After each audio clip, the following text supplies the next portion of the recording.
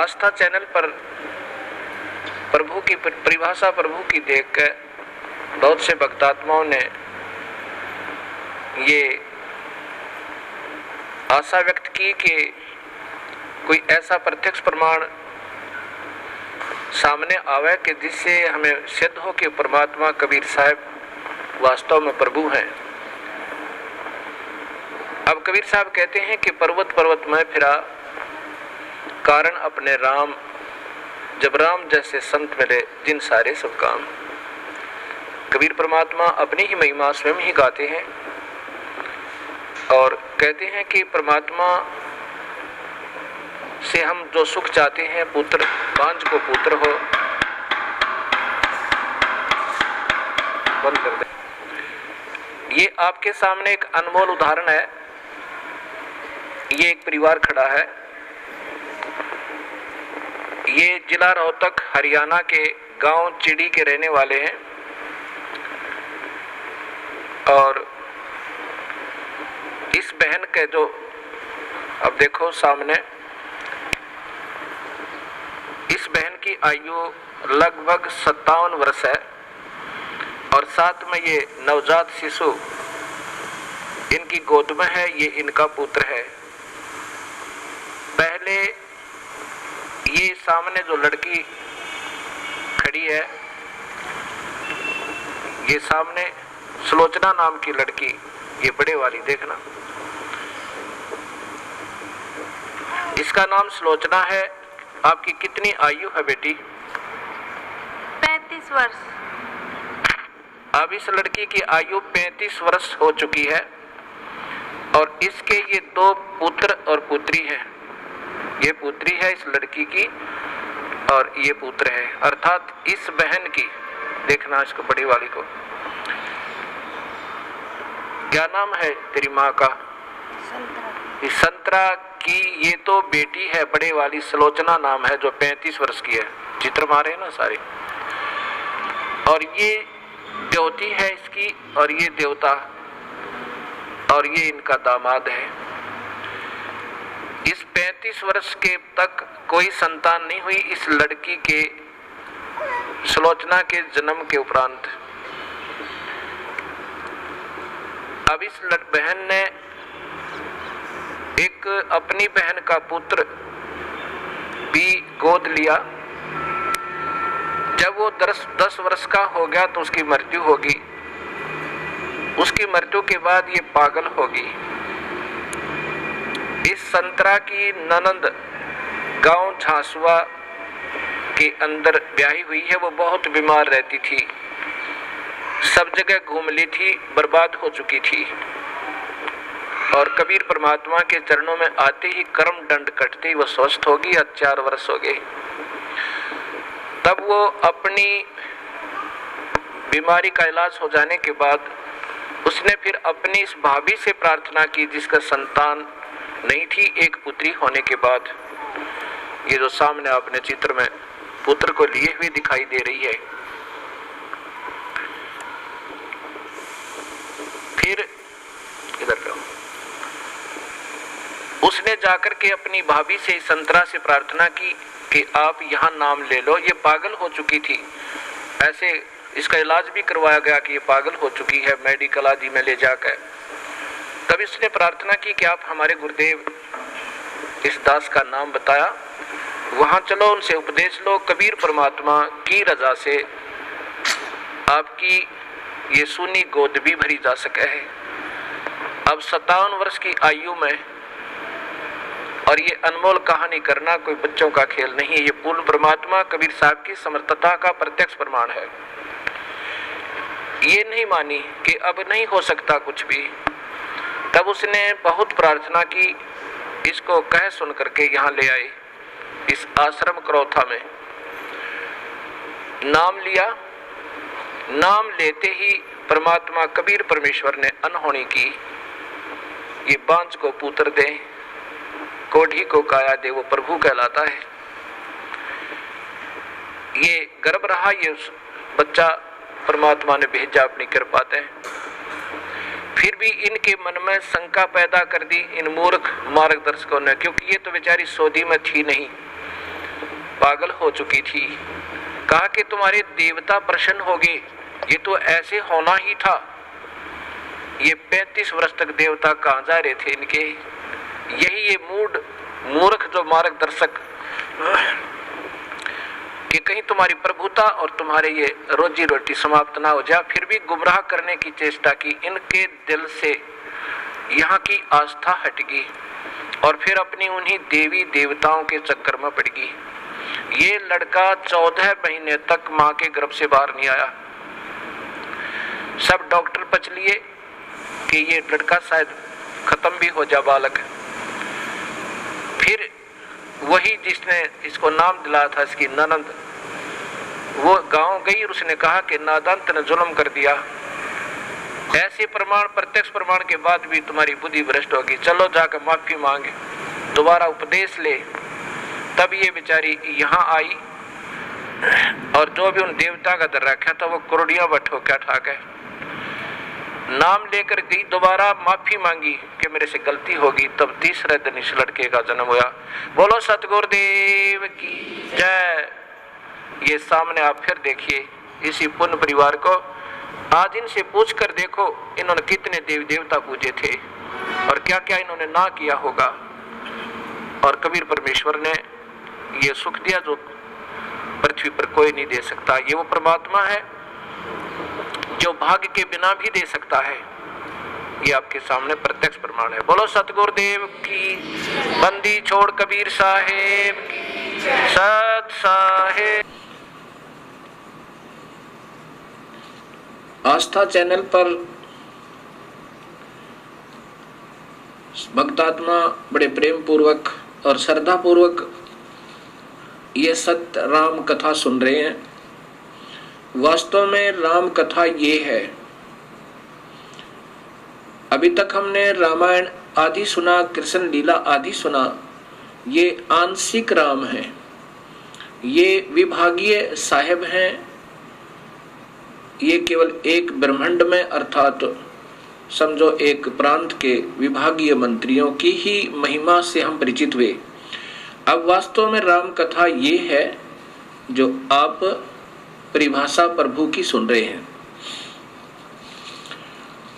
इसको सुनकर जो शंकाएं सृष्टि रचना के बारे में भक्त आत्माओं के मन में उत्पन्न हुई, वो क्या है? हमारे पास पत्र और साथ में टेलीफोनों से उन्होंने बड़े प्रेम पूर्वक विनम्र भाव से जानना चाहा। कहते हैं कि ये शंकाएं हमारे हृदय में घर किए हुए हैं।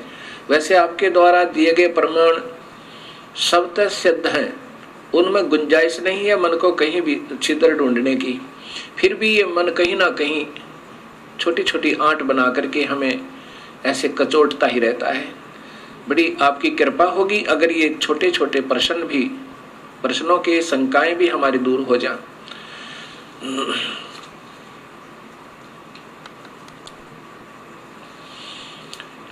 एक भक्त ने प्रश्न किया कि जैसे आप बता रहे हो कि 1 लाख जीवों का ये आहार करता है और 1.25 लाख की उत्पत्ति करता है, तो जो 25,000 प्रतिदिन उत्पन्न होते हैं वो कहाँ जाते हैं? और फिर ये 25,000 आए कहाँ से? ये भी मन में शंका आती है। ये जितने भी आत्माएं यहाँ पर 21 ब्रह्मांड में आनी थी वो पहले ही आ चुकी हैं। अब उनको मानव शरीर 25,000 एक्स्ट्रा दे रहा है, फिर ये मर जाती हैं। उनको कभी चींटी बना दिया, कोई गधा बना दिया। एक चींटी के बिल में ना जाने करोड़ों अरबों खरबों की संख्या में बना कर ठोक दिए इस काल भगवान ने। इसीलिए 84 लाख जोनियां बनाई इसने और नाना प्रकार के कष्ट दे रहा है। ये आना जाना कहीं नहीं है, ये पहले जितनी आत्माएं आनी थी इस माई के अंदर प्रवेश है और ये इस निरंजन की आज्ञा से उत्पत्ति करती है। और साथ में फिर इन्होंने अपना एक अलग सिस्टम बनाया। रजोगुण प्रभावित करके, विषय वासनाओं में से प्रभावित करके ये सभी जीवों से स्वयं ही उत्पत्ति करवाते हैं। इसका प्रथम का उत्तर ये हुआ। दूसरे भक्त ने प्रश्न किया कि निरंजन ने जब तप किया, क्या प्रभु कबीर साहब को इस बात का ज्ञान नहीं था कि इसके मन में क्या है? कबीर परमेश्वर सर्वशक्तिमान सर्वज्ञ है और ये जानी जान है, ये हृदय की भी जानते हैं। जब इस ज्योत निरंजन ने तप किया, कबीर परमेश्वर ने उसी समय सोच लिया था कि ये गलत रास्ता अपनाया है, और साथ में हमारे हृदय में जो कमियां आई थी, इस निरंजन की तरफ हम आसक्त हो रहे थे, तब भी कबीर परमेश्वर ने आकाशवाणी की थी कि इस नादान की नादानी मत देखो। तो हम हृदय से तो इसको चाहते रहे और ऊपर से हम चुप रहे।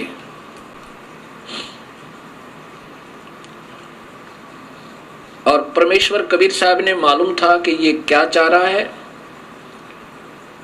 वो सर्वशक्तिमान है। दूसरा प्रश्न ये हुआ कि कबीर परमेश्वर ने जो सर्वप्रथम जिस आत्मा ने स्वीकृति दी थी, उसको कन्या लड़की ही क्यों बनाया? किसी और रूप भी बना सके थे, पुरुष ही बनाकर उसके पास भेज देते हैं। अब ये तो आपके मन में काल स्वयं विद्यमान है, ये काल ही है, और काल ऐसे ही उठपटांग आपके मन में खरपतवार पैदा करता रहेगा। जब पहले आप लोग और हम भी देवी देवता, हनुमान जी, श्याम जी, ब्रह्मा विष्णु महेश की, माताओं की सब पूजाएं करते थे, कभी मन में कोई उथल पुथल नहीं हुई।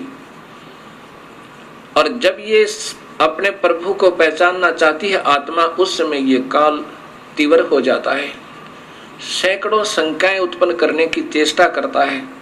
प्रथम तो ये कारण आप समझ लेना कि आपके अंदर अगर ऐसी उथल पुथल हो रही है, ये काल प्रेरणा है। फिर भी समाधान सदगुरु आपको पूरा देंगे। कबीर परमेश्वर जानी जान है, उन्होंने इस लड़की का कन्या रूप जरूर बनाया था, लेकिन इनके प्रजनन इंद्रिय नहीं लगाई थी। ये योनि नहीं बनाई थी, और साहब देखना चाहते थे अगर ये ठीक ठाक रहेगा ये काल, तो यहाँ रहेगा 21 ब्रह्मांड में आराम से रहेगा, और ये आत्मा जो लड़की रूप में प्रकृति है, माया है, तो ये इसकी उत्पत्ति यहाँ कर देगी इसके जीवों की, और वहाँ बहुत अच्छा शरीर बनेगा। नूरी शरीर बनना था सबद शक्ति तय। और यदि गलती करेगा, इस लड़की के साथ दुर्व्यवहार करेगा, तो इसकी नीचता का पता लगेगा। पता तो था मालिक ने कि दोनों में से कोई सा भी कर सकता है। और साथ में हमने जो अपनी पति भर्ता पद से हम गिरे थे, हमें भी अक्ल लगानी थी कि एक बार ये काल के जलों में चले जाएंगे, उस काल के दुख ने उठा लेंगे, और फिर मैं इनको वापस लाऊंगा, ये फिर कभी नहीं भटकेंगे। अब लड़की इसलिए बनाया कि ये अगर इसके साथ दुष्व्यवहार करेगा, दुर्व्यवहार करेगा, तो इसको श्राप लगेगा 1 लाख मनुष्य शरीरधारी जीवों का आहार करने का, और इसकी फिर मजबूरी होगी काल की कि मानव शरीर ये जरूर बनाएगा, नहीं तो ये मानव शरीर नहीं देता। ऊपर देव बनाता, देव रूप में इतना सुख होता है इस प्राणी को, ये प्रभु को याद नहीं करता। अब इसकी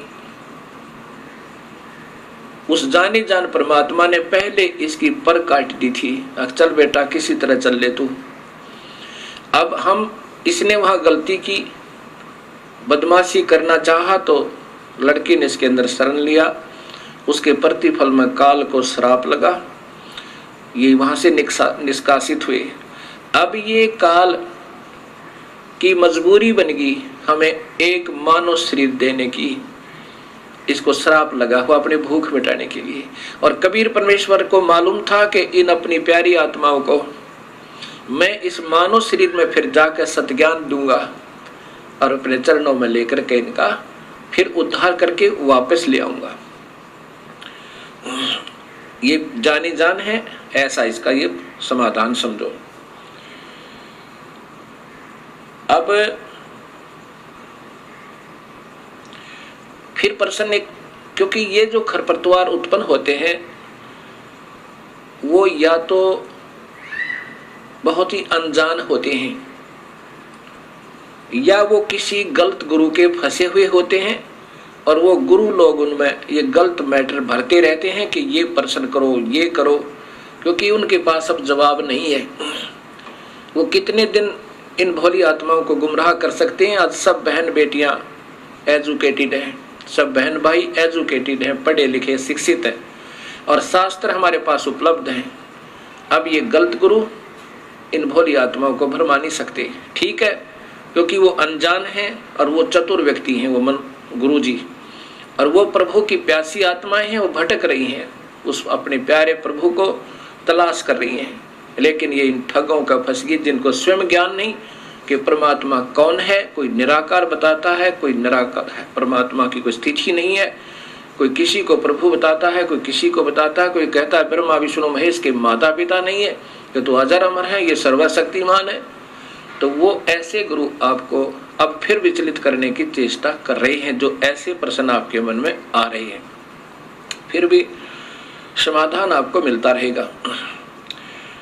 एक ने प्रश्न किया कि यदि हम सतलोक चले जाएं और फिर भी गलती कर सकते हैं? कभी नहीं। जैसे उत्तर है कभी नहीं कर सकते। कैसे? जैसे आप किसी सफर पर जा रहे हो और आप गलत रास्ते हो लेते हो, रास्ते में दलदल आती है, उबड़ खाबड़ स्थान है, रास्ते में बदमाश टकराते हैं और आपको कोई पहले कह रहा होता कि इधर से जाओ, रास्ता लंबा बेशक है पर ठीक है, और आप ने अपनी सूझबूझ से उधर चलना शुरू कर दिया हो। रास्ते में बदमाश टकरावे और आपको तंग करें, आप क्या सोचोगे? यही सोचोगे, हे प्रभु अब के ठीक ठाक यहाँ से बचा दो, इस रास्ते जिंदगी भर नहीं आएंगे, और ऐसा ही करोगे। एक बार अब हम काल की पीड़ा से, अपने ही नादानी से, अपने ही कमजोरी से आज हम पैर पे कवाड़ा मार के स्वयं ही दुख पा रहे हैं, और वो दयालु अब भी हमारे पीछे पीछे घूम रहे हैं और हमें फिर अपने शरण में लेना चाहते हैं।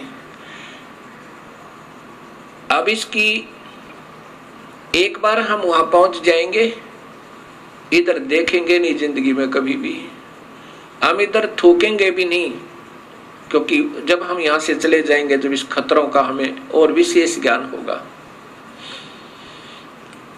इसलिए हम दोबारा इधर नहीं आ सकते। हम तो गलती कर नहीं सकते और अन्य करेंगे, उनको फिर सजा मिलेगी। दूसरा प्रश्न और प्रश्न किया कि जैसे स्थूल शरीर को तो हम फूंक देते हैं, ये 5 तत्वों का शरीर है, कोई जला देता है, कोई कब्र में गाड़ देता है, कोई जल प्रवाह कर देता है, और कोई किसी प्रकार से इसका अंतिम संस्कार कर देते हैं, मिट्टी को मिट्टी में मिला देते हैं। फिर ये खाने वाली बात समझ में नहीं आई, वो खाता किस चीज को है काल। अब यही सोच अधूरी हमारी, तभी तो हम यहाँ उलझे हुए हैं। अब जैसे बादाम आपने देखा होगा, बादाम के ऊपर का कवर खाने का नहीं होता, छिलका नहीं खाने का होता, उसके अंदर एक और गिरी होती है, वो खाई जाती है। ऐसा ये फॉर एग्जाम्पल समझो। वास्तव में कैसा है कि मानव शरीर में जितने भी हम चटपटे खट्टे मीठे पदार्थ आहार करते हैं, क्योंकि मन स्वयं काल है और इसकी आदत है चटपटे भोजन खाने की, मांस मिट्टी शराब सुल्फा पीने और खाने की, क्योंकि इससे इस सूक्ष्म शरीर में, इन आहारों से सूक्ष्म, इस स्थूल शरीर के द्वारा सूक्ष्म शरीर में एक ऐसा द्रव तैयार करवाता है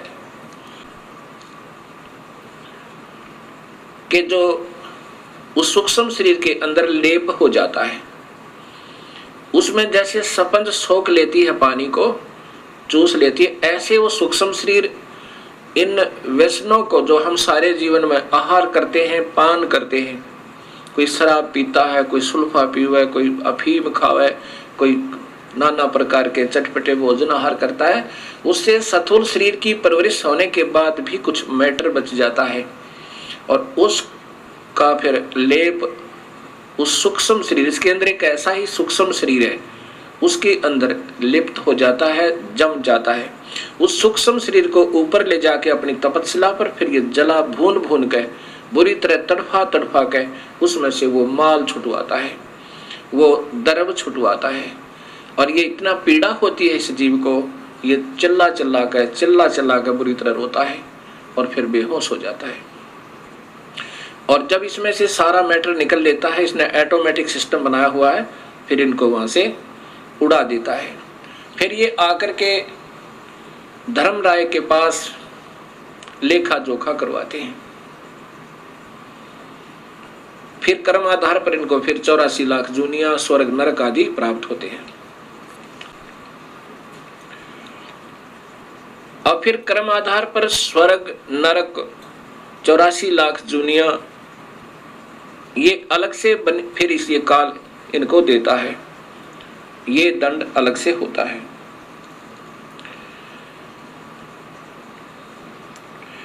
और जीव अजर अमर बताया है, ये मरता नहीं, जीव नहीं मरता, लेकिन इसकी दुर्गति मरने से भी बदतर हो जाती है और फिर कर्माधार पर ये अपने संस्कारों को भोगता रहता है।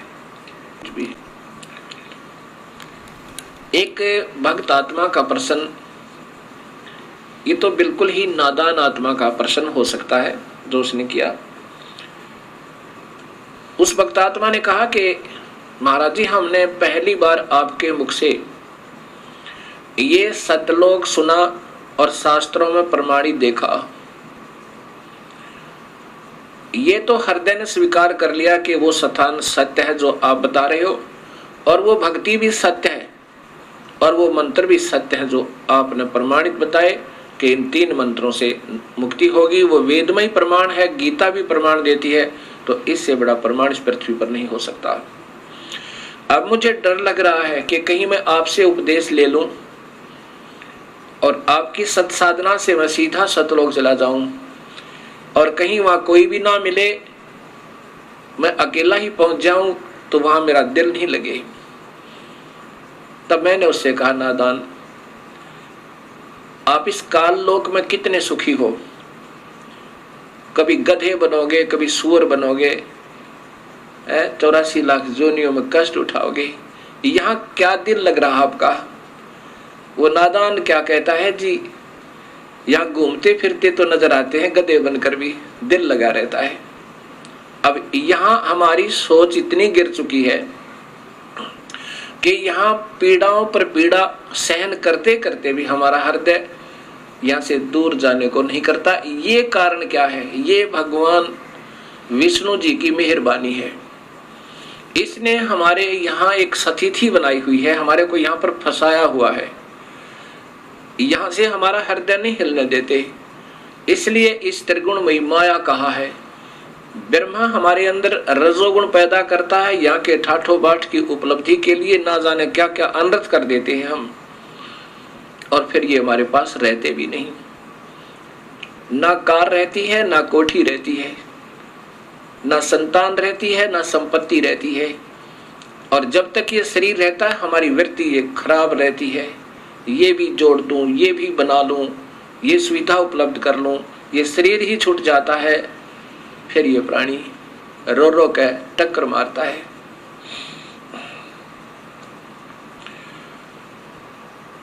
अब ये सत्ज्ञान से धीरे धीरे आपका हृदय यहां से हट जाएगा। अब प्रश्न रहा कि एक भक्त ने कहा, जी फिर परब्रह्म जो अक्षर पुरुष है, इसको भी जन्म मरण में किस लिए बनाया गया?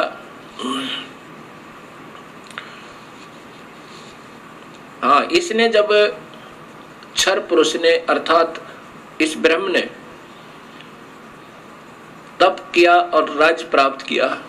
21 ब्रह्मांड जब इसने पाए, काल ने उस समय इस अक्षर पुरुष के मन में भी ये आया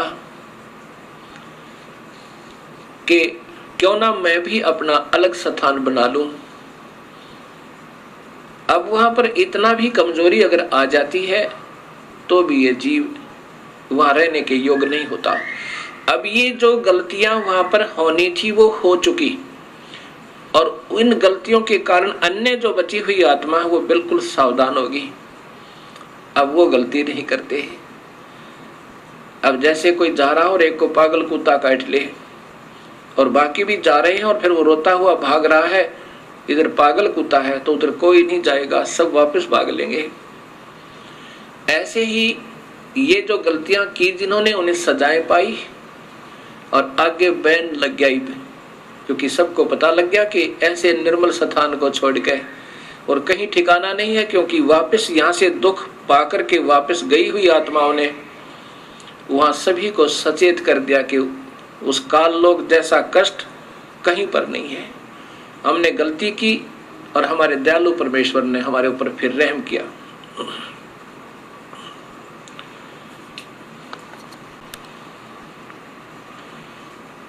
ये परब्रह्म की जो का 7 संख ब्रह्मांड बनाए, उसमें कुछ आत्माएं इन सब के आने के बाद इनके भी कुछ हृदय में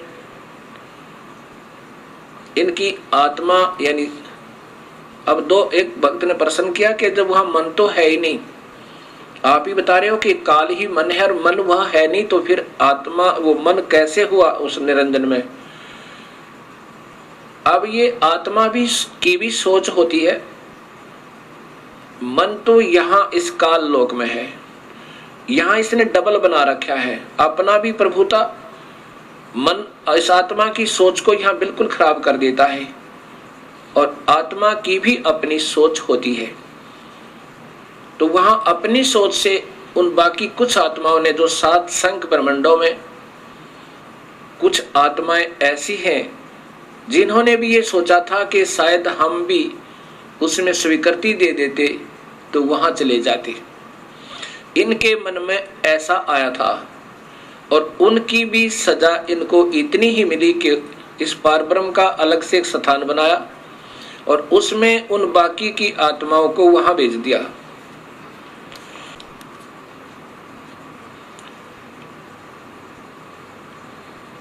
अब जो आत्मा परब्रह्म के लोक में रहती हैं, अब उनको ज्ञान हो गया कि वो तो बहुत परेशान है नीचे के लोकों के व्यक्ति, जितनी आत्मा गई है, अब वो कभी नीचे की वृत्ति नहीं रखते, और जो आत्माएं यहाँ सतनाम प्राप्त कर लेती हैं, केवल सतनाम। सतनाम कौन सा होता है? 2 मंत्र का, एक तो उसमें ब्रह्म का मंत्र ओम है और दूसरा और मंत्र है, वो सांकेतिक रखा है, वो अधिकारी को ही बताया जाता है जिसको देना होता है, और जो अधिकारी संत होते हैं वही देवें तभी वो काम करे। जिनको सतनाम मंत्र प्राप्त हुआ और उनकी श्रद्धा अपने गुरु में नहीं रही, ये इतने दयालु परमेश्वर हैं, और कुछ वर्षों तक उसने सतनाम की विधिवत साधना करने के बाद आपकी सतलोक जाने की वृत्ति नहीं बनी, या आपकी इतनी कमाई नहीं बनी उस मंत्र की, तो आपको उस परब्रह्म के लोक में भेज दिया जाता है। किसको भेज दिया जाता है? जो ओम नाम की कमाई ये सारी यहाँ छोड़ दी जाती है इस काल के लिए। जैसे गीता जी के अध्याय नंबर 18 के श्लोक नंबर 66 में लिखा है कि अर्जुन, तू मेरी सभी पूजाओं को मुझ में त्याग दे। पूजा कौन सी? जो ओम नाम की कमाई, यज्ञ, हवन, धर्म, ये जाप की कमाई यहाँ छोड़ दे, मैं तुझे ऋण मुक्त कर दूंगा, मेरा कर्जा तेरे से उतर जाएगा, यानी तुझे ऋण मुक्त कर दूंगा, अर्थात कर्म मुक्त हुआ। वो आत्मा फिर इस पारब्रह्म के लोक में चली जाती है, और वो लोग एक तो वहां पर ये खाता नहीं, जैसा मैंने पूर्व बताया कि पूर्ण परमात्मा तो खाने वाले, वेद में लिखा है ऋग्वेद में कि खाने वाले और न खाने वाले इन दोनों भगवानों से भी बड़ा है। खाने वाला काल है, न खाने वाला ये परब्रह्म है, इनसे भी बड़ा है, अर्थात वो सत्पुरुष है। तो वो परब्रह्म जीव आहार नहीं करता, उसने ऐसी गलती कोई नहीं की, लेकिन मन में फिर भी थोड़ी कमजोरी, उसकी आत्मा में थोड़ी सी वीकनेस आई थी, तो उसका भी सजा उसको भोगना पड़ा। तो वहां ये यहाँ के हंस फिर वहां पहुंच जाते हैं। वहां पर इतना बढ़िया शरीर है, यहाँ के देवताओं का, ब्रह्मा विष्णु महेश का भी नहीं है। जैसा कि आपको बताया था कि यहाँ के देवताओं का तो शरीर है जैसे चीनी का कप बना हो, सफेद कप जो चाय पीते हैं, और हमारा मिट्टी का बना हो सीधा ही, इतना कमजोर है। और जो परब्रह्म के लोक में परब्रह्म और वहां के रहने वाले जितने हंस हैं उनका सटील का समझो, इससे ज्यादा सथाई है, लेकिन है नासवान फिर भी। अब ये सोचकर इस पर ब्रह्म को समझना, इसकी उत्पत्ति यूं हुई। और फिर जो सत भक्ति करता है और जिसको सतनाम भी मिल गया और कमाई फिर भी पूरी नहीं हुई, और साथ में यहाँ की कोई इच्छा आपकी रह जाती है, तो कबीर परमेश्वर हर ब्रह्मांड में अपना अलग स्थान बनाकर रहता है। इन आत्माओं को जिनकी अधूरी कमाई है, भक्ति पूरी नहीं हो पाई, कि काल के ऋण से मुक्त अभी नहीं हो पाए, और परब्रह्म का भी, क्योंकि परब्रह्म के लोक को पार करना है, उसका भी ऋण देना है, वो दूसरे मंत्र से, तत् मंत्र से कमाई करनी है, वो तत् मंत्र संकेतिक है। इन दोनों का मिलकर जब ये योग्य हो जाएगा, दोनों का ऋण उतरने योग्य हो जाएगा, तब ये कबीर परमेश्वर इनको सारनाम देकर, सारनाम की कमाई साथ करवा के, और फिर यहाँ से सतलोक ले जाएगा। जब तक आपकी पूरी कमाई नहीं बनी होगी तो आपको यहीं रखेगा, और आपकी थोड़ी बहुत भी इच्छा इस लोक में रह जाती है तो भी इसी ब्रह्मांड में एक स्थान ऐसा है, वहां कबीर परमेश्वर आपको रखेगा। वहां पर आपको तपतशिला पर नहीं जाने देगा, तपतशिला पर नहीं जाने देगा, और न ही कुत्ते गधे सुअर बनने देगा, क्योंकि आपकी कमाई इतनी हो जाएगी, और साथ में आपके पाप कर्मों परमेश्वर कबीर साहब काटता रहेगा। जब ही नाम हृदय धरो भयो पाप को नासे, जैसे चिंगारी अग्नि की पड़ी पुराने घासे। अब आपके शुभ कर्मों के आधार पर वहां रखेगा और तपतशिला पर नहीं जाने देगा। ये आपको इस कबीर परमेश्वर के शरण में आने से और एक्स्ट्रा बेनिफिट है। और फिर ये सदियों के उपरांत इन शुभ कर्मों के आधार पर आपके फिर मनुष्य जन्म हो सके, 100 भी प्राप्त हो सके। जो कबीर परमात्मा के आधार पर सतभक्ति आप कर रहे हो, और मनुष्य जन्म आपके फिर देने शुरू कर देगा परमेश्वर, और फिर कभी अपनी सतभक्ति को जगाएगा। उस समय उन पुण्यात्माओं को जिन्होंने पहले सतगुरु की भक्ति कबीर परमेश्वर की किसी युग में कभी वो आए स्वयं या उनके कोई सत संत के साथ रहकर की हुई है, अब उनको शीघ्र ये बात समझ में आती है, क्योंकि उनके अंदर काल नहीं होता ज्यादा है। बेशक वो साधनाएं अन्य कर रहे होते हैं अनजानपने में, उनके हृदय में वो पिछली कमाई अंगड़ाई लेती है पिछले जन्म जन्मों की, तो वो तुरंत आकर के कबीर साहब के चरणों में, उसके सत्य नुमाइंदे संत के चरणों में आ जाते हैं। और जिन्होंने अभी तक कमाई सत्पुरुष की, पूर्ण परमात्मा की कभी नहीं कर पाए, और ब्रह्म तक की अच्छी साधना युगों युगों कर रहे हैं, वो पुण्य आत्मा भी इस सत्संग को सुनकर और शरण में आ जाएंगी। तो जैसे कलम चढ़ा दी जाती है, जैसे कलम चढ़ाई जाती है, ऐसे इसकी वो फिर सतनाम दिया जाएगा उनको, उनके अंदर फिर वो भक्ति प्रवेश हो जाएगी, और प्रारंभ होगी तो अवश्य पार होगा। क्योंकि उन्होंने पिछली कमाई ओम नाम की बहुत की हुई होती है, और उसके साथ वो दूसरा मंत्र मिला करके फिर ये कमाई आपकी पहले भी कराई जाएगी, और साथ में उस सत्य नाम की यानी ऊपर के मंत्र का भी आपको अभ्यास करवाया जाएगा, और फिर आपकी भक्ति प्रारंभ हो जाएगी। एक समय की बात है, गरीबदास जी महाराज यही हरियाणा के अंदर एक छोटा सा गांव है छुडानी, पहले जिला रोहतक में, अब नया झज्जर जिला बन गया है। वहां कबीर परमेश्वर उन गरीबदास जी को आकर मिले। कब मिले? जब मगहर के अंदर अपनी एक लीला की थी, उन नादान लोगों के भ्रम को तोड़ने के लिए, जो कहा करते थे कि काशी मरने वाला स्वर्ग जाता है और मगहर मरने वाला गधा बनता है। तो कबीर परमेश्वर ने कहा था कि जो सत भक्ति करेगा, जिस भी लोक की करेगा, वो अपने यथास्थान चला जाएगा, चाहे कहीं भी प्राण त्यागो।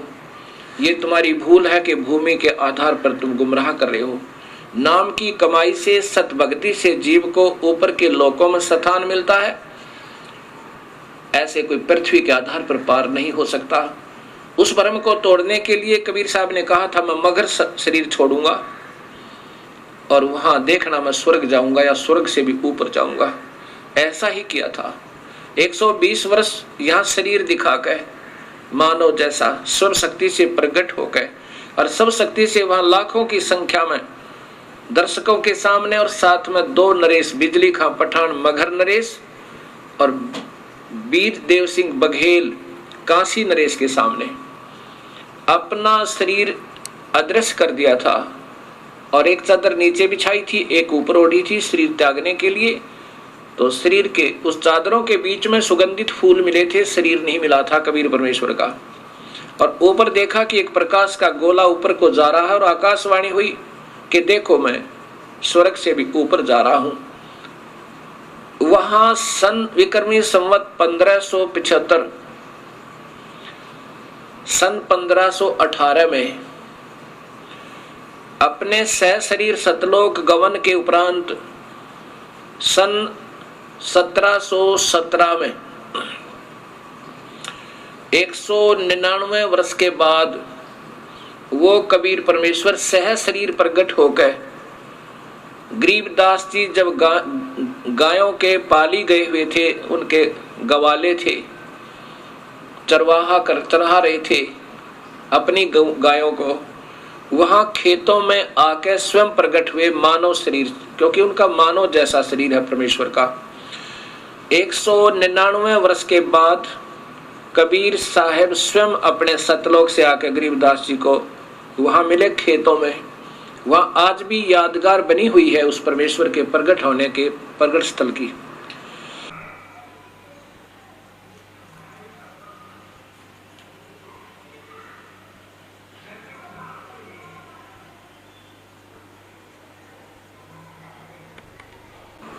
गरीबदास जी ने फिर अपनी वाणी में वो सत्य ज्ञान दिया जो आंखों देखा, उस कबीर परमेश्वर की समर्थता का।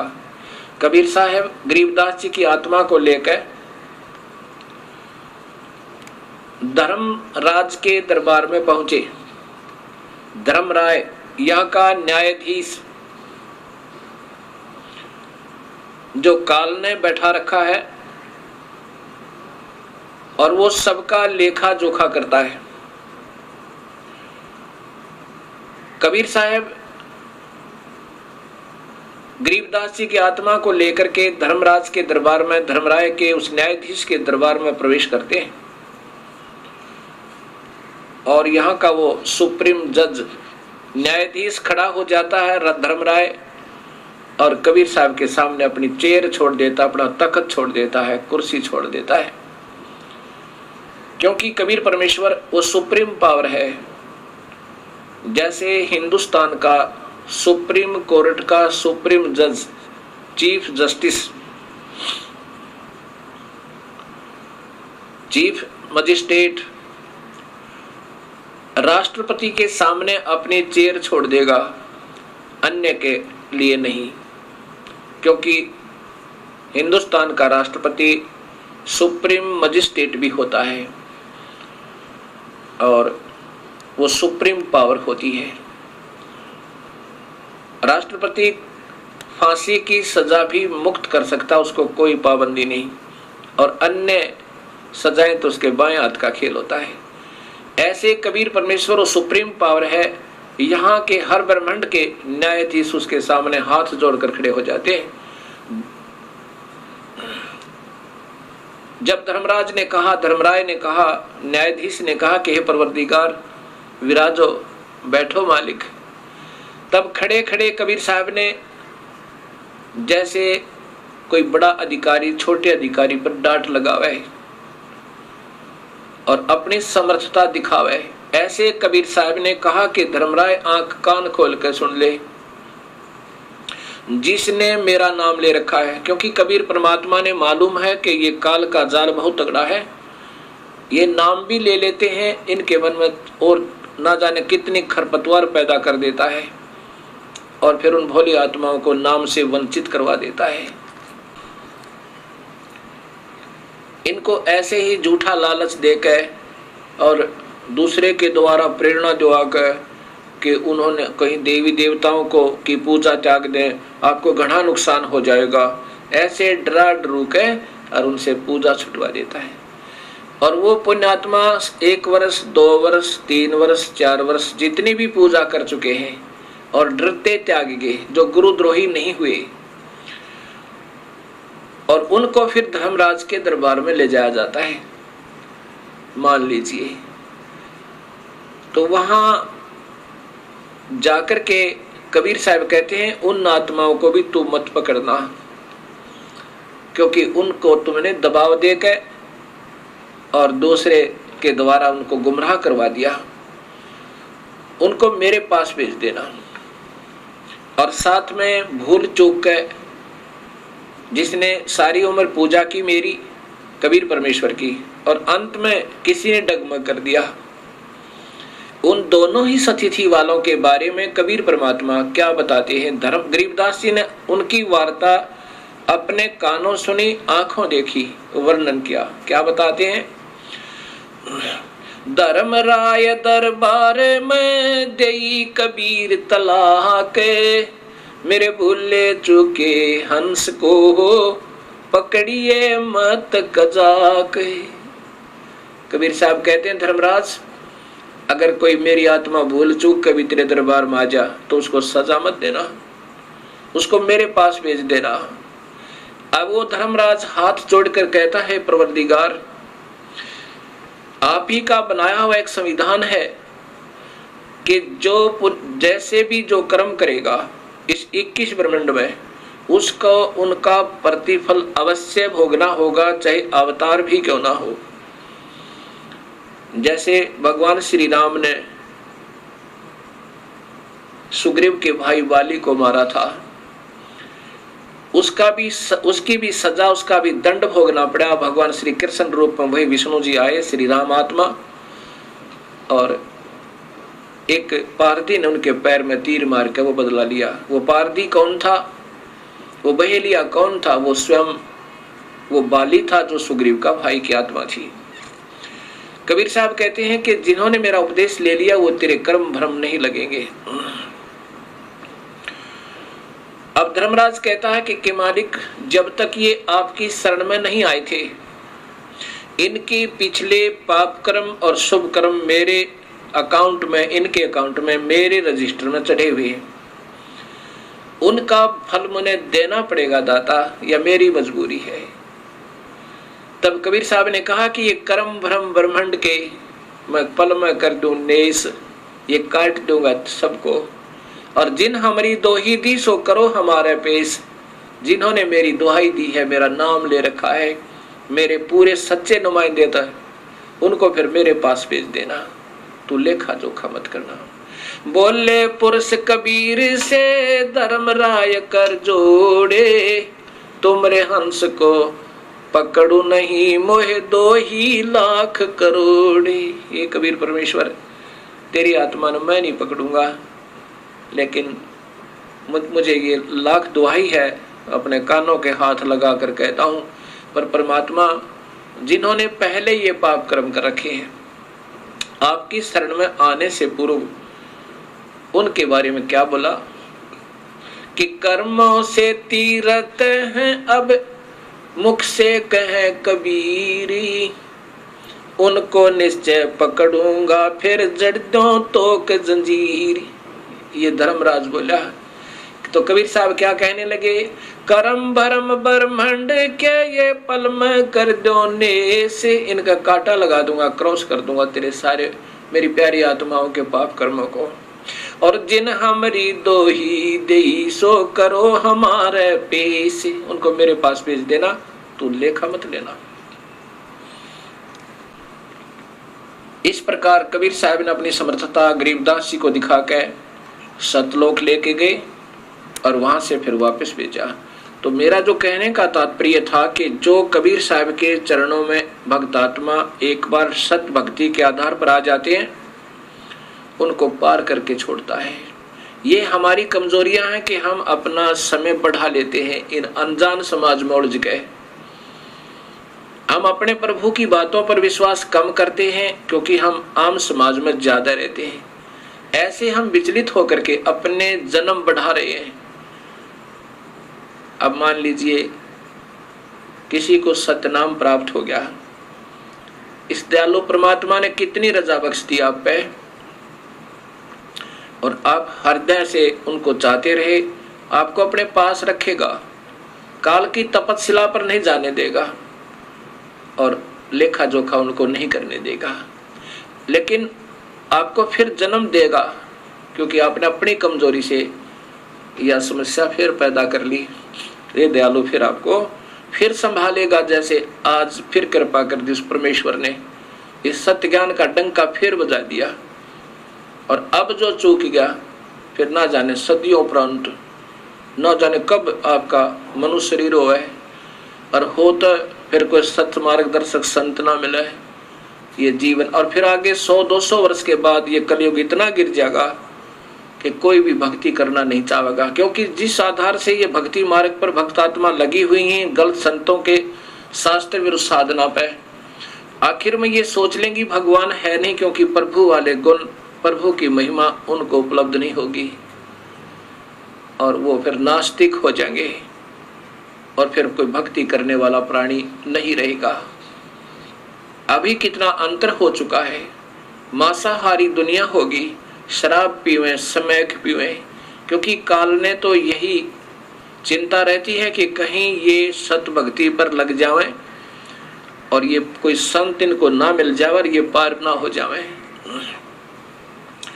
काल उलझाना चाहता है और कबीर परमेश्वर हमें सुलझाना चाहते हैं। अब जैसे कलयुग में कबीर परमेश्वर की और काल की वार्ता हुई थी, तो काल ने 3 युगों में कम जीव वापस ले जाने की प्रार्थना की थी वचनबद्ध करके। कबीर साहब जानी जान है। यहां भी शंका आ सकती है कि क्या कबीर साहब को मालूम नहीं था ये क्या मांगेगा। जब काल ने कबीर साहब से मांगा था कि हे परमात्मा वचनबद्ध हो जाओ, तब मैं आपसे कुछ याचना करना चाहता हूं, क्योंकि काल ने कबीर परमेश्वर की के पैर पकड़ कर छोड़े नहीं, रो रहा बुरी तरह। तो कबीर साहब जानी जान थे, उसको मालूम था कि बच्चे की दौड़ कहाँ तक होती है, क्या मांग सकता है ये। इसने क्या मांगा था कि दाता 3 युगों में जीव थोड़े ले जाना सतलोक में, और चौथा युग जब कलयुग आवे तब तब शरण जीव बहु जावे। तब इसने कहा था कि चौथे युग कलयुग में आप कितने ही जीव ले जाना। कबीर साहब को मालूम था कि सतयुग त्रेता द्वापर में यो जीव घना दुखी नहीं होता। सतयुग में इतना सुख होता है कि पत्नी से पहले पति नहीं मरता, पत्नी विधवा नहीं होती, और पिता के सामने पुत्र की मृत्यु नहीं होती। शरीर बहुत सुंदर स्वस्थ और साथ में लाखों वर्ष की आयु होती है। कोई प्रभु नहीं बदलना चाहता और भजते हैं क्योंकि सब में छोटी मोटी सिद्धियां होती हैं, तो ओम नाम के आधार पर वेदों को पढ़ पढ़ के और उसी में मस्त रहते हैं रहेंगे। इसलिए मालिक ने मालूम था कि सतयुग त्रेता द्वापर में ये प्राणी मेरी बात को कम स्वीकार करेंगे, क्योंकि ये दुखी थोड़े होंगे। और जब कलयुग आवेगा इनके ऊपर कहर तोड़ेगा ये काल। भौतिक सुख तो नजर आएगा पर आत्मा की शांति नहीं होगी। किसी की ऐसी भयंकर बीमारियां पैदा कर देगा, किसी का कैंसर हो रही है, किसी का एड्स हो रही है, किसी का कुछ पैदा कर दी, किसी की आंख फूट गई, किसी को व्यापार में घाटा। और फिर काल को चिंता बन गई कि कहीं अब कबीर परमात्मा का कोई सत नुमाइंदा ना आ जावे और सत भक्ति इनको ना बता देवे मनुष्य शरीरधारी प्राणियों को। अब भौतिक सुविधाओं का ढेर करवा दिया, ऐसे चैनल चलवा दिए दिन रात चले टीवी पे। दिन में तो धंधा करो और शाम ने घुटी ला ले, शराब पियो, और जब रात ने आँख खुल जा रात्रि को तो टीवी ऑन रिमोट से लेटा लेटा कर लो। फिर उसमें गंदे गंदी फिल्में, गंदे गंदे गाने सुन सुना के पढ़ते पढ़ते चलते चलते सो जाओ। प्रभु को मत याद करो। लेकिन उस कबीर परमेश्वर ने आज भी रजा बख्श दी। उसी इस साइंस की सुविधाओं को आज सदुपयोग कर रहे हैं परमेश्वर। उसी के साथ साथ ये इतने बढ़िया चैनल आस्था जैसे और चलवा दिए कि अब पुण्यात्मा ढूंढती ढूंढती अपने परमेश्वर को ऐसे ही प्राप्त कर लो और सुन लो उस मालिक की सत्य कथा, उस राम कथा को, और फिर सोदी ऐसे ही दे देगा मालिक। तो ऐसे इस कबीर परमेश्वर ने अब कलयुग में आके अपनी प्यारी आत्माओं को फिर चरणों में लेना है और जो कबीर साहब की सत्य कथा को सत्य मान लेगा। ऐसा कबीर सागर में 600 वर्ष पूर्व कबीर साहब ने लिखवा दिया था कि एक बार कलयुग में पूरे वर्ल्ड में, पूरे संसार में कबीर साहब की ही भक्ति होगी। इन प्यारी आत्माओं को वो स्वयं आएंगे या अपना कोई नुमाइंदा भेजेंगे और सबको अपने चरणों में लेंगे। ये नाना मजहब समाप्त हो जाएंगे, ना कोई हिंदू रहेगा, ना मुसलमान, ना सिख, ना ईसाई, क्योंकि इस काल ने हमें चार बना दिया और आपस में हमें लड़ा रहा है एक दूसरे को बड़ा और छोटा करके। कहते कोई कहे हमारा राम बड़ा है और कोई कहे खुदाई रे, कोई कहे ईसा मसीह बड़ा है, ये बाटा रहे लगाई रे। एक परमात्मा और लड़े न्यारे न्यारे।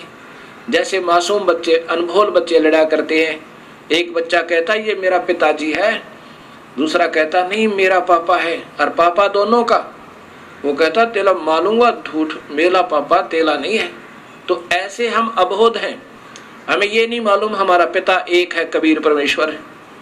कोई कहता हमारा मजहब बड़ा है, वो कहता हमारा मजहब अच्छा है। मजहब है तो अच्छा है, जो मजहब नहीं है तो अच्छा नहीं है। मजहब धर्म की क्या पहचान होती है कि बीड़ी, शराब, मांस, तंबाकू उस धार्मिक मार्ग में नहीं होनी चाहिए तो वो अच्छा है। आन उपासना नहीं होनी चाहिए, केवल एक प्रभु की पूजा हो तो वो मजहब अच्छा है। अगर ऐसा नहीं है तो वो मजहब है ही नहीं। अच्छा बुरा तो बाद की बात है। धर्म धार्मिकता के आधार पर चलता है और धार्मिकता बीड़ी, शराब, मांस, तंबाकू पीने वालों के कभी निकट नहीं आ सकता। प्रभु वो धार्मिक नहीं हो सकते। जो मांस खावे वो धर्म को कैसे स्वीकार करे। जो शराब पीवे, शराब पीकर इंसान ना जाने अपने पिता को के बुरा वचन बोल दे, ना जाने अपनी माँ का हाथ उठा दे, ना जाने क्या जुल्म कर डाले। और तंबाकू को इतना बुरा बताया है कि उसके तो पापों का गिनती नहीं की जा सकती। कबीर साहब कहते हैं कि हुक्का हरदम पीवते ये लाल मिलावे धूर, इसमें संशय है नहीं जलम पाछले सूर। 100 नारी जारी करे सुरापान 100 बार, एक चिलम हुक्का पी भर दे डूबे काली धार। इतना भयंकर पाप इस तंबाकू में लिखा है। इन पापों को करता हुआ फिर धर्म कैसे कमा सके प्राणी। एक भक्तात्मा कहता है कि हम आश्रम में नहीं पीते बीड़ी शराब आदि, अपने गुरुओं के पास जाते हैं बाहर पीते हैं। जहर को कहीं खा लो, बाहर खाओ चाहे अंदर खाओ, आश्रम में खाओ चाहे बाहर खाओ, जहर ने असर करना ही करना है। एक कहता जी बीड़ी से तो इतना पाप नहीं होता, मांस और शराब तो बुरा है, क्योंकि वो बीड़ी स्वयं पी रहा था। अब ऐसा ही है जिसकी जो लत पड़ी हुई है उसको त्यागने को तैयार नहीं। दूसरों को कहता वो तो खराब है, ये तो कोई बात नहीं। अब कोई बीड़ी पी रहा है वो तो अपनी भक्ति का विनाश कर रहा है। जैसे खीर बनावे, हलवा बनावे और बना के उसमें बालू रेत यानी उसमें रेत डाल दे, मिट्टी डाल दे, बताओ क्यों बनाई, क्या फायदा बनाने का भी। भक्ति करे और कुबित कमावे वो कभी सफल नहीं हो सकता, वो तो बिगाड़ दी उसने साथ की साथ। ऐसे ही आन उपासना, एक प्रभु की एक गुरु पर आश्रित कर होकर एक ही प्रभु की साधना जो नहीं करता उसको गीता में व्यभिचारिणी भक्ति कहा है। जो स्त्री एक पति अपने पति पर ना रुक कर वो नाना जगह धक्के खाती है, उसको ऐसी संज्ञा दी है। जो एक परमात्मा की भक्ति नहीं करते, देवी भी, देवता भी, तीर्थ भी, फलाना भी, ढकड़ा भी, मंदिर भी, मस्जिद भी, कहते हैं वो व्यभिचारिणी भक्ति कर रहे हैं। और अव्यभिचारिणी भक्ति से प्रभु की प्राप्ति हो सकती है। तो हम देख लेना हमारा समाज क्या कर रहा है। तो ऐसे जब हम सत भक्ति पर लगेंगे तब ये हमें ज्ञान होगा और भक्ति हमारी सुचारू चल पाएगी। अब प्रसंग चल रहा है कि कबीर परमात्मा के चरणों में आने के बाद इस जीव को फिर यहां से निकलने का एक चांस मिलता है। और जब ये सत भक्ति प्रारंभ होती है, धर्मदास जी को कबीर साहब ने कहा कि धर्मदास, जो मेरी प्यारी आत्मा मेरे द्वारा भेजा हुआ रसूल, दूत, भक्ति का मार्ग का सत भक्ति बताने वाला मेरा संदेश वाहक, वो संत सत भक्ति को जब दृढ़ करेगा, उस समय के वर्तमान के संत और महंत उसके साथ लड़ाई करेंगे, रहाड़ कर बढ़ावेंगे और दुनिया को गुमराह करने की चेष्टा करेंगे। ये झूठ बोल रहा है। कबीर साहब कहते हैं कि जो मम सत शब्द दरढ़ावे, उसके संग सब राड़ बढ़ावे, अस संत मंथन की करनी और धर्मदास में सुनाऊं वर्णी। ये उनका विवरण बताता हूं। उस समय के संत नकली और नकली ये महंत उस मेरी प्यारे हंस के साथ द्वेष करेंगे और जनता को गुमराह करने की चेष्टा करेंगे, परंतु मैं साथ रहूंगा, उनकी बिल्कुल नहीं बसावेगी। क्योंकि सत्य का अंत नहीं होता, असत्य का पैर नहीं होते। उस समय के ये असत्य पर आधारित विचक्षण ये चतुर संत शास्त्र विरुद्ध साधना बता रहे होंगे, और जब हमारे शास्त्र अनुसार साधना प्रारंभ होगी तो सब समझेंगे और उनसे अपनी फांसी निकलवा लेंगे उन गलत गुरुओं से। अब यहाँ एक समाधान प्रश्न और उठता है मन में, भक्त आत्माओं के रह कर फोन आते हैं, कहते हैं जी हमने सुना है कि गुरुदेव नहीं त्यागना चाहिए अगर हमने कहीं से दीक्षा ले रखी है, ये तो महापाप बताया है गुरुदेव ने। अब गुरुदेव क्या होते हैं? ये वैद्य समझो भक्ति मार्ग के, और जन्म मरण के दीर्घ रोग के काटने वाले वैद्य होते हैं। एक डॉक्टर से दवाई नहीं लगाए क्या दूसरा नहीं बदला जाता? तुरंत बदलना चाहिए और समझदार व्यक्ति तुरंत बदलेगा। उसके सामने नहीं मरेगा, उसकी दुकान पर पड़ के अपना पीछा छुटवाएगा, 36 जगह इलाज करवाएगा जब तक उसका रोग ना कट जाए। इसलिए हमने गुरु बदलने में कभी देरी नहीं करे। कबीर साहब ने कहा कि झूठे पक्ष को गुरु को तजते तिनक ना लावा वार, तुरंत त्याग दे उसको जब पता लग जा। कबीर साहब कहते हैं जब भेरा देखा जर्जरा हम तो उतर गए फड़क। फड़क माने एकदम निकल जाए, जैसे जा रहे हैं कहीं समुद्र दरिया से पार होने की चेष्टा करी और देखा कि ये तो स्वयं डूबने वाला है जिसमें हम बैठे हैं, कहता तुरंत कूद जाओ उसमें, बाहर निकल जाए, जान बच जाएगी। ऐसा ही लिखा है। और गरीबदास जी ने तो यहाँ तक लिखा है कि झूठे गुरु का लित्र लावे, एक अनमोल मनुष्य जन्म के साथ धोखा कर रहा है, गलत साधना देकर, गलत नाम बता के, गलत ज्ञान देकर, उस जैसा दुश्मन इस पृथ्वी पर नहीं है। अगर आपका मान ले धन का घाटा हो जाए तो फिर पूरा हो सके, कोई बात नहीं, 2 रोटी खा के इंसान अपना टाइम पास कर सके, और ये मनुष्य शरीर नादान संतों के आधार पर व्यर्थ हो गया तो इस तो बड़ा दुश्मन आपका कोई नहीं। और वो प्रमाण कहाँ से मिलेगा? शास्त्र देंगे कि शास्त्र अनुसार साधना है तो सही है, वेदों के अनुसार और गीता के अनुसार यदि आप ब्रह्म साधना कर रहे हो तो ठीक है। वेदों गीता में लिखा कि तीनों गुण रजगुण ब्रह्मा, सतगुण विष्णु, तम गुण शिव जी, इससे नीचे इनकी और इनसे नीचे की जो भक्ति करते हैं देवी देवताओं की करते हैं, वो तो तीनों कहते हैं माया के द्वारा जिनका ज्ञान हरा जा चुका है, त्रिगुणमयी माया, रजगुण ब्रह्मा, सतगुण विष्णु, तम गुण शिव जी। रजगुण ब्रह्मा के द्वारा कैसे हरा है कि ये यहीं की संपत्ति और संतान में ही ये व्यस्त रहता है, यहीं की सुविधाओं को प्राप्त करने में अपना जीवन खो रहा है, ये रजगुण ब्रह्मा की कृपा है। और सतिथि एक दूसरे मोह ममता हो गया, किसी तो प्यार हो गया, कि तो बच्चा मोह ममता, की तो संपत्ति में अपने आस्था होगी। ये भगवान विष्णु के द्वारा काल ही सतोगुण में पैदा करके और हमें यहाँ जकड़वा रहा है। और शिव जी के द्वारा ऐसा तमोगुण पैदा करवा देता है, छोटी सी बात पर भाई बहन के साथ लड़ पड़े और भाई बहन पर मुकदमा करते, पिता पुत्र न मार दे, ना जाने के जुल्म करवा दे। जैसे पीछे राजाओं की कहानी, राजाओं ने अपने पिता को अंदर कैद में ठोक दिया, स्वयं राजगद्दी पर बैठ गया, ये रजोगुण प्रभावित हो गए। तो इस प्रकार ये काल हमें तीनों गुणों के द्वारा और अपने ही तक की भक्ति पर, इन तीनों गुणों तक ही भक्ति की सीमित रख के, ब्रह्मा विष्णु महेश की भक्ति तक सीमित रह करके हम यहाँ पर उलझे रहते हैं।